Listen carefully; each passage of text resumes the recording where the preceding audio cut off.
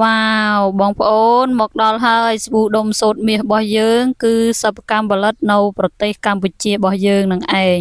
ជាផលិតផលខ្មែរសុទ្ធ 100% ដែលផ្សំចេញពីសម្បុកដង្កូវនាងហើយគឺមានក្លិនឈ្ងុយក្រអូបឈ្ងុយខ្ញុំថើបហើយថើបទៀតហិតក្លិនហើយហិតទៀតពីហិតមិនចេះចិនណាយហ្មងណាគឺក្លិនឡើងឈ្ងុយទិញមកយូរដែរហើយទៅសាកល្បងដោះលើកទី1ទេនេះខ្ញុំលាងសម្អាតរួចហើយគឺឲ្យមើលមុខនេះមកជូតសម្អាតនឹងកសែងជូតមុខតិចតិចផ្ដិតវាយើងកុំប្រើកម្លាំងដៃខ្លាំងធ្វើឲ្យស្បែកមុខយើងកកិតរលាកខ្ញុំឃើញអ្នកខ្លះគិតលាងសម្អាតផ្ទៃមុខគិតអេសគិតយកម្រាមដៃគិតបានគិតអេសខ្វាក់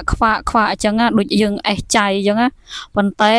ផ្ទៃមុខរបស់យើងមិនអាចទៅលាងសម្អាតគ្រឿងសម្អាងចេញ make up យើងចេញហើយប្រើកម្លាំងដៃផ្ទៃមុខរបស់យើងពេលយើងលាងសម្អាតគ្រឿងសម្អាងយើងមិនអាចប្រើកម្លាំងដៃអេសមកទៅហឹងបានទេយើងដាក់ទៅសាប៊ូឬក៏ផូងលាងមុខឲ្យពពុះនឹងដៃយើងមកយើងចាក់ទឹកលើផ្ទៃមុខរបស់យើងឲ្យសើមកយើងនឹងដោះវាថ្នមទៅប្រើបាតដៃម្រាមដៃរបស់យើងកុំប្រើខ្ចោអេសមួយដង្ហឹងគឺវាធ្វើឲ្យស្បែកមុខរបស់យើងរលាកចា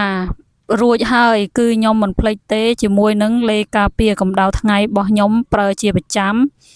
គឺខ្ញុំប្រើលេការពារកម្ដៅថ្ងៃជាប្រចាំព្រោះអីមុខខ្ញុំមានសភាពស្ងួតអញ្ចឹងខ្ញុំប្រើលេការពារកម្ដៅថ្ងៃដែលមាន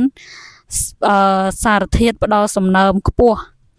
ព្រោះអីលេការពារកម្ដៅថ្ងៃសំខាន់ណាស់មិនថាខែក្ដៅឬខែត្រជាក់ទេយើងត្រូវតែប្រើដាច់ខាតដើម្បីការពារមុខយើងឡើងជាប់ឡើងអាចរុយហើយវាធ្វើឲ្យមុខយើងឆាប់ចាស់ជ្រួញណាលេការពារកម្ដៅថ្ងៃវាជួយលេការពារកម្ដៅថ្ងៃជួយការពារកុំឲ្យឡើងជាប់ឡើងអាចរុយគឺវាជួយបានច្រើនដែរមួយចំណែកដែរហើយគូផ្សំមិនមែនយើងត្រឹមតែប្រើលេការពារកម្ដៅថ្ងៃឯងពេលយើងចេញក្រៅយើងមិនពាក់មួកពាក់អីទេយើងត្រូវតែពាក់មួកពាក់អីបន្ថែមទៀតមិនមែនពឹងទៅលើលេការពារកម្ដៅថ្ងៃទេព្រោះលេការពារកម្ដៅថ្ងៃលាបលេការពារកម្ដៅថ្ងៃរួចគឺចាញ់ទៅដើរលេងថ្ងៃនេះសូមដើរលេងឲ្យលហើយខួរក្បាលបន្តិចអរគុណផងដែរសម្រាប់ការចូលរួមទស្សនាក្នុងវីដេអូនេះអរគុណបងគ្រប់គ្នាជូនពរឲ្យរកស៊ីទទួលទានមានសុភមង្គលក្នុងក្រុមគ្រួសារទាំងអស់គ្នាសម្រាប់បងដែលចូលទស្សនាវីដេអូរបស់ប្អូនហើយប្អូនសូមផ្សាយពាណិជ្ជកម្មបន្តិចកាហ្វេថ្នាំដុសធ្មេញសាប៊ូលាងមុខហើយទឹកអប់ក៏ប្អូនមានដែរបើបងណាចង់បានអាចទំនាក់ទំនងមកប្អូនបានចង់និយាយថាធ្វើអ្វីមួយក៏វាមិនស្រួលដែរបងប្អូនអើយវាចូលសលេងខុសចង់10